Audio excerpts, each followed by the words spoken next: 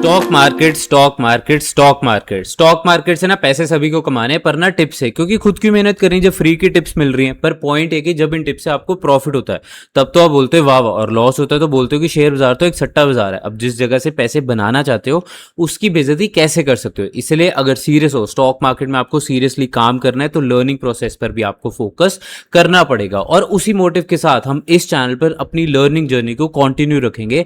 और आज डे 59 पर हम बैंक निफ्टी के नेक्स्ट स्टॉक पीएनबी बैंक पर फोकस करेंगे। पर उस पर फोकस करने से पहले मैं जो न्यू व्यूअर्स हैं उनको ये बताना चाहूंगा कि इस चैनल पर हम सिर्फ एजुकेशनल पर्पस के लिए ही टेक्निकल एनालिसिस करते हैं, और भी कोई भी बाय या सेल की रिकमेंडेशन या फिर फ्यूचर में स्टॉक कैसा जाएगा उसके बारे में हम डिस्कस नहीं करते।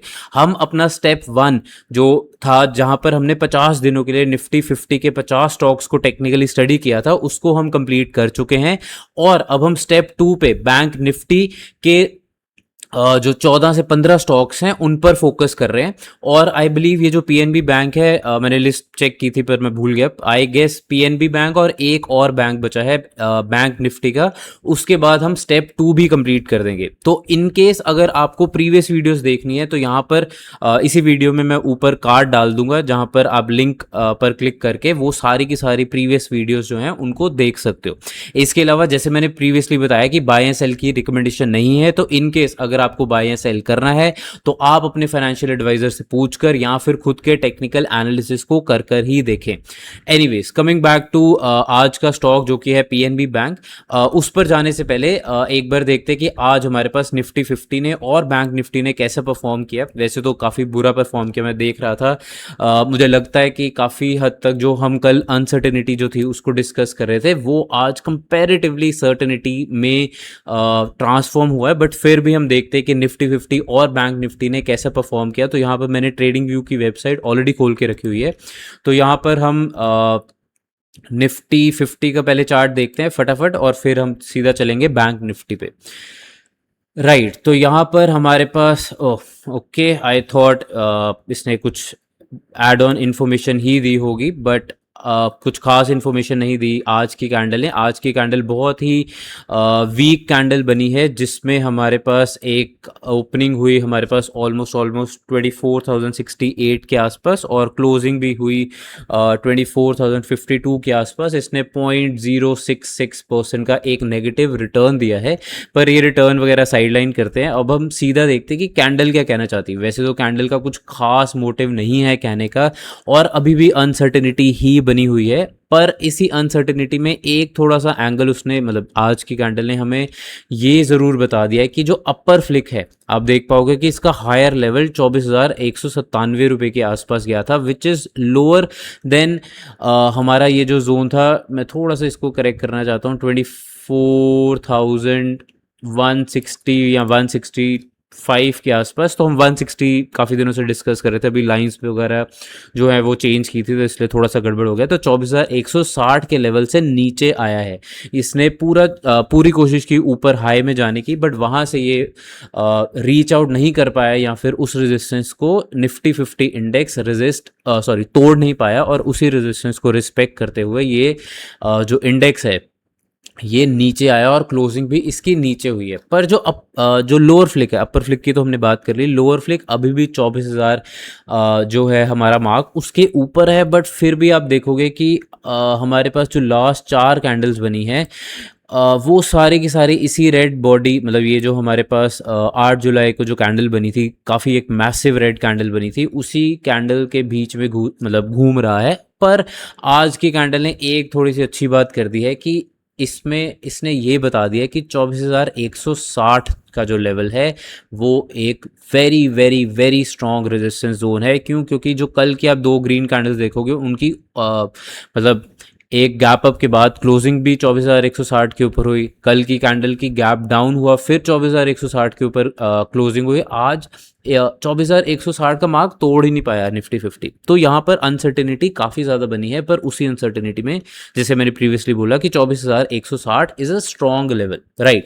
तो ये रेड मार्क जो है इसको मैं डिलीट करता हूँ, इसके अलावा ये पता नहीं कहाँ से डॉट्स आ गई हैं, इनको भी रिमूव करते हैं। अब हम सीधा चलते हैं निफ्टी बैंक पर, राइट। तो निफ्टी बैंक का जो इंडेक्स है उस पर देखते हैं कि आज कैसा परफॉर्मेंस हुई है हमारे पास। यहाँ पर हमारे पास एक रेड कैंडल बनी है निफ्टी बैंक में आज 14 जुलाई 2026 को। इसने ओपनिंग की 57,832.55 और क्लोजिंग दी 57,462.30 पे, मतलब कि ऑलमोस्ट 1.15% का जो हमारे पास इसने एक नेट रिटर्न दिया है, नेगेटिव रिटर्न दिया है पूरे दिन में। पर इसकी ठीक है, इसकी क्लोजिंग ज़्यादा मायने रख रही है एज़ कम्पेयर टू इसकी ओपनिंग। ओपनिंग भी है बट आप देख पाओगे कि क्लोजिंग जो है, राइट, जो क्लोजिंग है वो ऑलमोस्ट हमारे पास 57,462 पे हुई है, जहां पर हमने एक सपोर्ट जोन मार्क किया था 57,465 के जोन के आसपास, और वहीं के आसपास क्लोजिंग हुई है। इट मींस कहीं ना कहीं हो सकता है कि ये एक जोन कुछ देर के लिए एक सपोर्ट जोन का काम करे। अब ये इसको तोड़ेगा या नहीं तोड़ेगा वो तो टाइम बताएगा, बट आज के दिन में इस मार्क को ये तोड़ चुका था। तो हम मतलब इसको मैं ऐसा बोलूँगा कि रादर देन 57,465, आई बिलीव ये वाला जो मार्क है ना 57,190 या 180 के आसपास आप ले लो, वो एक ज़्यादा स्ट्रॉन्गर सपोर्ट जोन है एज़ कम्पेयर टू आज जहाँ पर हमारे पास क्लोजिंग हुई है। क्यों? क्योंकि यहाँ पर ही हमारे पास 15 जून को गैप अप हुआ था, और वहाँ से 15 जून से ऑलमोस्ट मैं बोलूँगा कि 14 जुलाई तक ये जो बैंक निफ्टी का इंडेक्स है इसी जोन के ऊपर ट्रेड कर रहा है। एक बारी इसने 8 जुलाई को इस जोन को तोड़ा, अगले दिन एक गैप अप के बाद एक अच्छी क्लोजिंग भी दी इसी लेवल से 57,180 के आसपास से, और फिर उसके बाद ये इसी जोन में आ गया है। अब क्लोजिंग का इम्पैक्ट तो हमने देख लिया, अब क्या हमारे पास ओपनिंग का इम्पैक्ट है? ओपनिंग का इम्पैक्ट मैं नहीं कंसिडर करूँगा। आप मान सकते हो कि कहीं ना कहीं हमारे पास 57,940 950 के आसपास का जो लेवल है वो कहीं ना कहीं एक डिसेंट या ओके सा रेजिस्टेंस जोन है, या फिर एक जोन है जहाँ पर जो निफ्टी 50 इंडेक्स है वो इतना परफॉर्म नहीं कर पा रहा। पर मैं इसको नहीं लूँगा, मैं थोड़ी सी ब्रॉडर रेंजेस ले रहा हूँ क्योंकि उसकी ज़्यादा रेलिवेंस दिख रही है on the daily graph, right.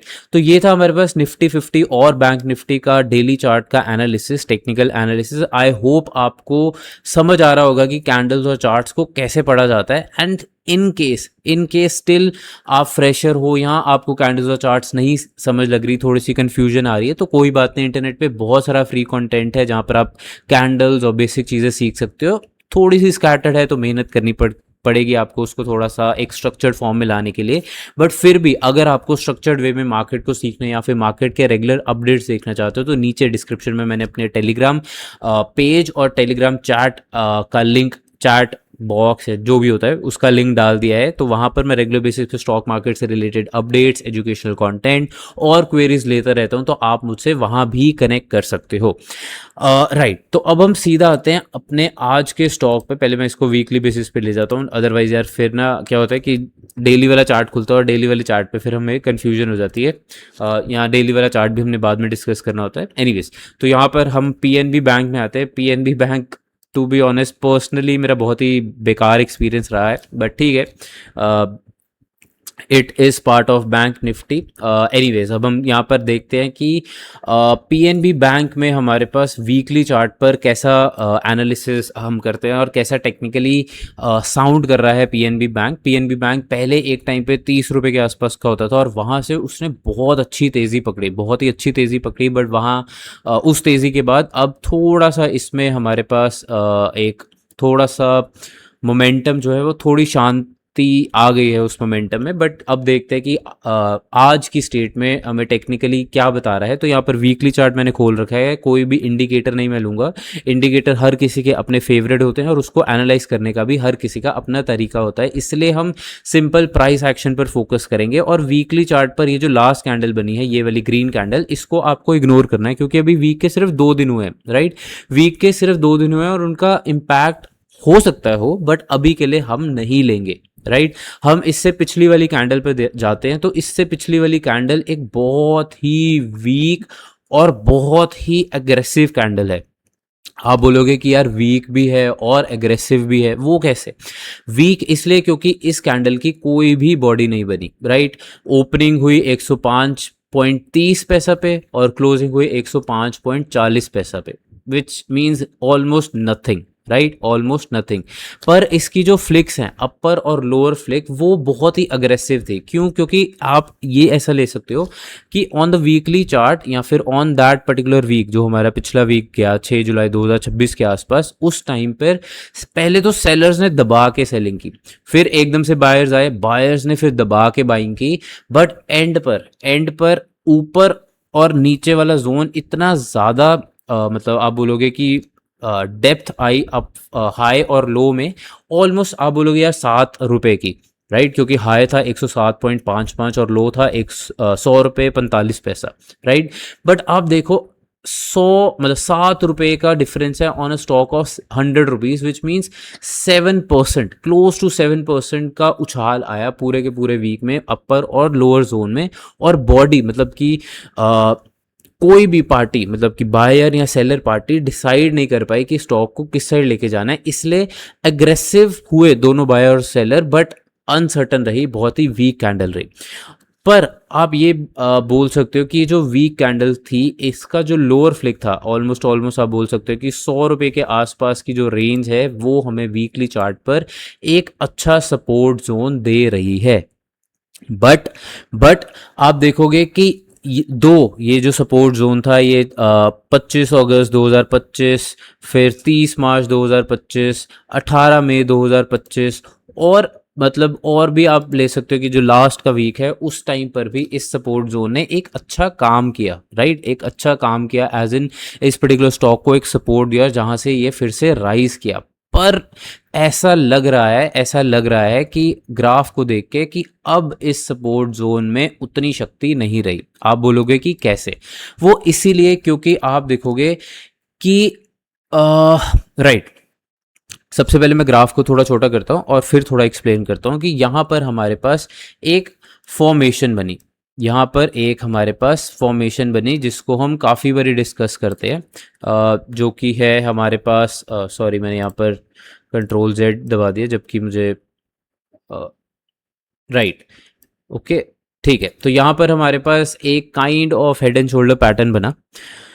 पर इस पैटर्न के बाद अगर इस पैटर्न को हम माने कि फॉर एग्जांपल इस पैटर्न को तोड़ने के लिए 100 का मार्क जो था उसको नीचे लेके आना था, राइट। यहाँ से स्टॉक हमारे पास वापस से एक तेज़ी लेता है। आप देखोगे कि यहाँ से स्टॉक ने तेज़ी ली है, बट इन जितनी भी कैंडल्स की तेज़ी आई, वो कहीं ना कहीं ये एक स्ट्रॉन्ग रेजिस्टेंस जोन में आ चुका है, राइट। यहाँ तो आप बोल सकते हो कि रेजिस्टेंस जोन है, या फिर ये हमारे पास एक चैनल फॉर्मेशन बननी शुरू हो गई है, जिसमें स्टॉक जो है हमारे पास एक चैनल के अंदर काफ़ी देर से ट्रेड करना स्टार्ट कर चुका है। तो कहीं ना कहीं इस सपोर्ट की रेलिवेंस कंपैरेटिवली कम हो गई है, और एक चैनल या फिर जो ऊपर वाला 110 का हमारे पास रेजिस्टेंस जोन है, उसकी रेलिवेंस बढ़नी शुरू हो गई है। आप इसको कंसिडर करना चाहो या नहीं करना चाहो, दैट इज़ योर ओपिनियन या your personal decision. But graph में यही दिख रहा है कि ऊपर में एक रेजिस्टेंस जोन 100 के आसपास बन रहा है, और वही 100 के रेंज के आसपास जो मैं बात कर रहा हूँ, वो इस जो नया एक चैनल फॉर्मेशन हो रही है, काइंड ऑफ उसके अपर वैल्यूज या फिर उसकी अपर रेंज में स्ट्राइक कर रहा है। आप देखोगे कि यहाँ पर ये वाली जो कैंडल्स हैं, ये वाली जो कैंडल्स हैं, मैं थोड़ा सा ड्राइंग को पहले रिमूव करता हूँ फिर बात करता हूँ, क्योंकि अदरवाइज बहुत ही ज़्यादा मेसी हो जाएगा। आप देखोगे कि ये वाली जो कैंडल्स हैं हमारे पास, ये वाली, इन सब का अपर फ्लिक एक 8 जून, फिर 15 जून और 22 जून वाला जो हफ्ता है, इन सब का अपर फ्लिक हमारे पास इसी पर्टिकुलर 110 वाले जोन में बना है। विच मीन्स कहीं ना कहीं 110 वाला जोन जो है वहाँ पर हमारे पास एक रेजिस्टेंस जोन ज़्यादा प्रेवलेंट है। सपोर्ट जोन तो है ही है, बट उसकी रेलेवेंस कंपैरेटिवली कम हो रही है, क्योंकि आप देखोगे कि वही सेम रेजिस्टेंस जोन प्रीवियसली भी था यहाँ पर। ऑन द वीकली चार्ट यहाँ पर स्टॉक ने काफ़ी ज़्यादा स्ट्रगल किया था, राइट। तो ये सारे लेवल्स को आपको ज़रूर कंसिडर करना चाहिए while analysing, while doing your set of technical analysis, right. तो वीकली चार्ट खत्म हो गया, अब हम सीधा चलते हैं डेली चार्ट पर और देखते हैं कि आज कैसी कैंडल बनाई है। तो आज हमारे पास एक ओके सी रेड कैंडल बनी है जिसकी ओपनिंग 106 पे हुई, हाई गया 106.30 पैसा, लो गया 104.6 पैसा, क्लोज हुआ 105, मतलब कि -1.34 यूनिट्स में, या फिर -1.26 in the terms of percentage. इसने हमें एक रेड कैंडल बनाकर नेगेटिव रिटर्न दिया है, राइट। अब इसके अलावा आज की कैंडल का कुछ खास रेलिवेंस नहीं दिख रहा on the daily chart, but हाँ, अगर आपको बाकी जो प्रीवियस कैंडल्स हैं उनको देखें तो कहीं ना कहीं यहाँ पर एक गैप डाउन हुआ था 8 जुलाई को, और फिर हमारे पास 10 जुलाई को एक गैप अप हो गया। तो ये वाला जो जोन है, ये वाला 103 102 के आसपास का जो, 102 तो नहीं होगा, 103 वाला जो जोन है, वो कहीं ना कहीं एक पहले फॉल सिग्नल दे के उस सपोर्ट जोन को, मतलब डेली चार्ट पे एक फॉल सिग्नल बनाया, फिर उसी सपोर्ट जोन पे सपोर्ट लेकर ये स्टॉक पिछले 3 सेशन से मतलब ट्रेड कर रहा है इस जोन के ऊपर। और वही सेम कहानी, ये जो फॉल सिग्नल वाली एक कहानी हमें यहाँ पर मिली, और वही कहानी हमें कहीं ना कहीं इस पॉइंट पर भी मिल रही है, जो कि 18 मई से ऑलमोस्ट आप बोल सकते हो कि 22 मई तक थी, राइट। और उसके अलावा स्टॉक ऊपर ट्रेड कर रहा है, पर ये जो ग्रीन कैंडल हमारे पास 10 जुलाई को बनी है, उसके अपर फ्लिक ने ये भी बोल दिया कि हाँ, 107 108 वाला जो लेवल है वो एक डेली चार्ट पर रेजिस्टेंस लेवल भी है, राइट। मैं इसको ज़्यादा कंसिडर इसलिए कर रहा हूँ, मतलब 107 वाला लेवल तो ले सकते हैं, बट इससे बेटर एक लेवल है हमारा 100, राइट, वो भी 107 ही था, पर वो 107.5 था। तो ज़्यादा क्लोजर हमारे पास जो रेजिस्टेंस है वो 107.10 के आसपास या 106.90 के आसपास है। तो यहाँ पर स्टॉक हमारे पास डेली चार्ट पर एक स्ट्रगल कर रहा है, जहाँ पर बार बार फॉल सिग्नल तो दे रहा है। यहाँ पर आप देख पाओगे कि फॉल सिग्नल ऑलमोस्ट आप बोलोगे कि 100 रुपये के आसपास से आ रहे हैं। वही सेम पॉइंट जो हम सपोर्ट जोन का वीकली चार्ट पर डिस्कस कर रहे थे, उसी पॉइंट से एक फॉल सिग्नल दे रहा है, राइट। बट क्या ये फॉल सिग्नल ज़्यादा देर टिकेगा या नहीं टिकेगा, वो तो अब हमें टाइम ही बताएगा, क्योंकि हमारे पास अपर रेंज में, मतलब 103 से 107 की रेंज में स्टॉक काफ़ी ज़्यादा स्ट्रगल कर रहा है, राइट। तो अब हम देखते हैं, ये जो डेली चार्ट देख लिया, वीकली चार्ट देख लिया, अब हम देखते हैं कि डेली चार्ट पर जो कैंडल बनी है वो शॉर्टर टाइम फ्रेम पे कैसे बनी। तो मैंने सिर्फ 15 मिनट्स जो ग्राफ है उसको खोल दिया, ड्राइंग्स को मैं रिमूव कर दूंगा। यहाँ पर हम देखते हैं कि कुछ मोमेंटम आया कुछ स्कैल्पिंग वगैरह के लिए। So there is no momentum as such except the first 2 candles. वो फर्स्ट 2 कैंडल्स में ही एक शॉर्ट टर्म, मतलब शॉर्ट टाइम फ्रेम में एक डीप कट आया या फिर डीप डाउनफॉल आया, ऑलमोस्ट 0.67 और 0.5 ने, मतलब आप बोल सकते हो कि 1% के आसपास का पहली जो 2-15 मिनट की कैंडल्स बनी थी उन्हीं में सारा काम हो गया। और उसके बाद सारा दिन हमारे पास स्टॉक एक साइडवेज मोमेंटम में ही रहा। तो अगर तो आपको ट्रेडिंग, मतलब आपने ट्रेडिंग की होगी या किसी ने भी स्कैल्पिंग की होगी या कुछ भी ऑप्शन फ्यूचर्स कुछ भी इंट्राडे वाला किया होगा, तो वो यूजुअली हमारे पास इस पर्टिकुलर स्टॉक में फर्स्ट 2 कैंडल्स में ही किया होगा। अगर उन्होंने बाद में किया होगा तो ठीक है, they must be very very very very pro traders. But अगर वो प्रो ट्रेडर्स नहीं थे तो मुझे लगता है, नॉट मुझे लगता है but even on the graph I believe उनके स्टॉप लॉस हिट होने के ज़्यादा चांसेस है, क्योंकि कंसोलिडेशन में इंट्राडे नहीं हो पाता, राइट तो ये था हमारे पास इस पर्टिकुलर स्टॉक का daily 15 minutes and weekly chart का technical analysis, as well as हमने निफ्टी 50 बैंक निफ्टी उन सबको भी कवर किया एंड आई होप आपको काफ़ी कुछ सीखने को मिला होगा। तो आप ज़रूर खुद भी मेहनत करें। अगर आपको टेक्निकल एनालिसिस इस चैनल पर अच्छा लग रहा है तो सब्सक्राइब करें या फिर लाइक करें या शेयर करें या फिर अपने थॉट्स बताएं कमेंट सेक्शन में, ताकि मैं मतलब थोड़ा सा मतलब मोटिवेशन मिल जाती है। तो मैं रेगुलरली न्यू स्टॉक्स उन पर टेक्निकल एनालिसिस करता रहूँगा और आपके साथ मिलकर अपना खुद का टेक्निकल एनालिसिस और आपका टेक्निकल एनालिसिस इम्प्रूव करता रहूँगा। तो कल हम फिर से मिलेंगे एक नए स्टॉक पे, उस पर हम चर्चा करेंगे, उस पर हम टेक्निकल एनालिसिस करेंगे। तब तक के लिए आप सीखते रहें, अपना ध्यान रखें, गुड बाय।